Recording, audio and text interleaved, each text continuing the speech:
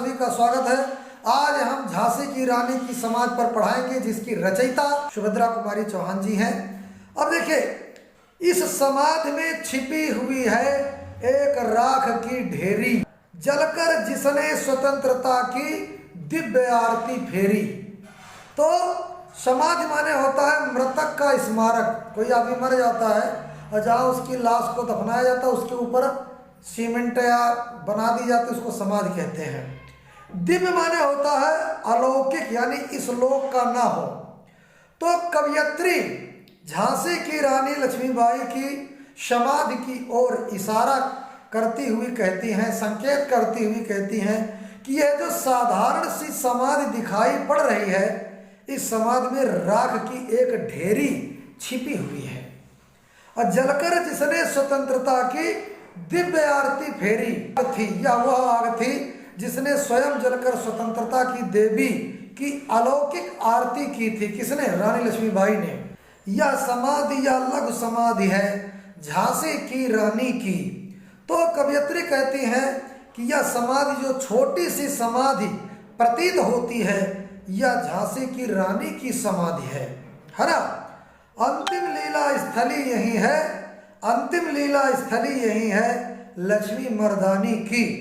तो यहाँ पर जो है लीला स्थली को कहते हैं क्रीड़ा स्थली, यानी कर्मभूमि। मर्दानी माने वीर पुरुषों जैसा आचरण करने वाली। तो स्त्री होते हुए भी वीर पुरुषों के समान संघर्ष करने वाली उस रानी लक्ष्मीबाई की अंतिम कर्म स्थली अथवा आत्म बलिदान का स्थान ये समाधि ही तो है। और बच्चों, वीर रस का संचार होता है, वीर रस का, इस कविता में वीर रस का संचार होता है। सरल शुद्ध खड़ी बोली भाषा का प्रयोग यहाँ कवयित्री ने किया है। आगे चलते हैं। यही कहीं पर बिखर गए वह भग्न विजय माला सी, उसके फूल यहाँ संचित हैं है या स्मृतिशाला सी। भग्न माने टूटी हुई, संचित माने एकत्रित, स्मृतिशाला माने यादगार।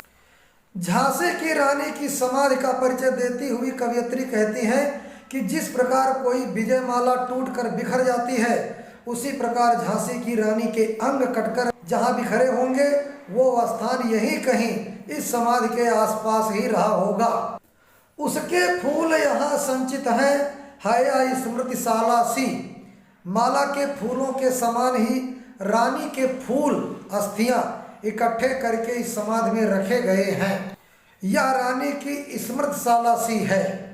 सहे वार पर वार, सहे वार पर वार, अंत तक लड़ी वीर बाला सी। आहुति से गिर चढ़ी चिता पर चमक उठी ज्वाला सी।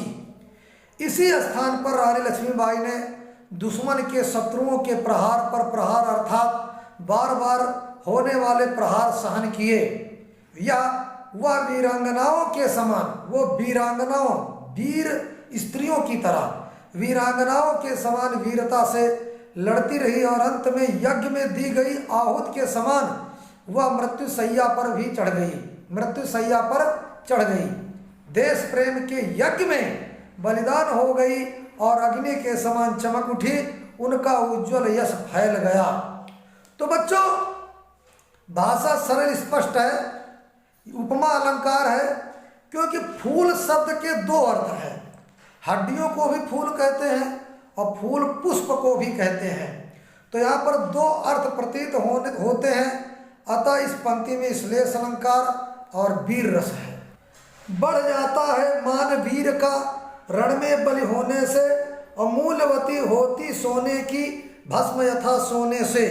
मान माने सम्मान और रण माने युद्ध और भस्म माने राख। तो झांसी की रानी की समाधि के विषय में अपनी भावना व्यक्त करती हुई कवयित्री सुभद्रा कुमारी चौहान कहती हैं कि युद्ध में बलिदान होने से वीर का सम्मान बढ़ जाता है। जिस प्रकार सोना, स्वर्ण की भस्म, सोने की भस्म एक अमूल्य रसायन हो जाती है, अमूल्य औषधि का काम करती है और सोने से, स्वर्ण से कई गुना अधिक मूल्यवती होती है। रानी से भी अधिक हमें अब यह समाधि है प्यारी, यहाँ निहित है स्वतंत्रता की आशा की चिनगारी। तो कवयित्री कहती है कि रानी की यह समाधि हमें रानी से भी अधिक प्यारी है, क्योंकि समाज में स्वतंत्रता की आशा की चिनगारी रखी हुई है। इससे भी सुंदर समाधियां हम जग में है पाते, उनकी गाथा पर निशीथ में क्षुद्र जंतु ही गाते।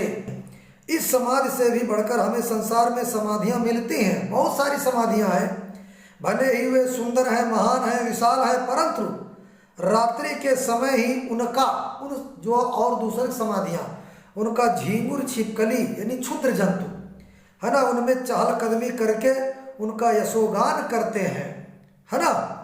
पर कवियों की अमर गिरा में इसकी अमिट कहानी स्नेह और श्रद्धा से गाती है वीरों की बानी। जबकि झांसी की रानी की समाधि का यशोगान कवियों की अमर वाणी द्वारा होता है। बड़े बड़े कवि लोग इनके इस समाज के गीत गाते हैं, जिसमें श्रद्धा रहती है, स्नेह रहता है, प्रेम रहता है। इस तरह रानी का यशोगान कवियों की कृतियों में हमेशा हमेशा के लिए अमर रहेगा और जिसका गान वीर पुरुष बराबर करते रहेंगे। बुंदेले हर बोलों के मुख हमने सुनी कहानी, और खूब लड़ी मर्दानी वह थी झांसी वाली रानी। बुंदेले हर बोलो माने बुंदेलखंड के रहने वाले। तो बुंदेलखंड के भाटों वहाँ के लोगों द्वारा हमें बताया गया कि रानी ने झांसी में अंग्रेजों से जमकर लोहा लिया था।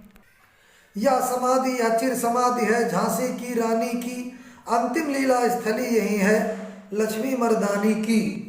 बुंदेलखंड के भाटों वहाँ के लोगों द्वारा हमें बताया गया कि रानी ने झांसी में अंग्रेजों से जमकर लोहा लिया था और लड़ते लड़ते अपने प्राण न्यौछावर कर दिए थे।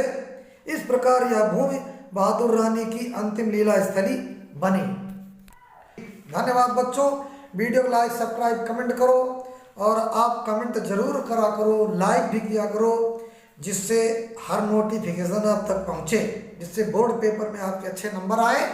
और अन्य बच्चों को भी शेयर कर देना, जिससे दूसरे बच्चों को भी फायदा मिले। थैंक यू, धन्यवाद। और बेल आइकन घंटी जरूर बजा देना। धन्यवाद।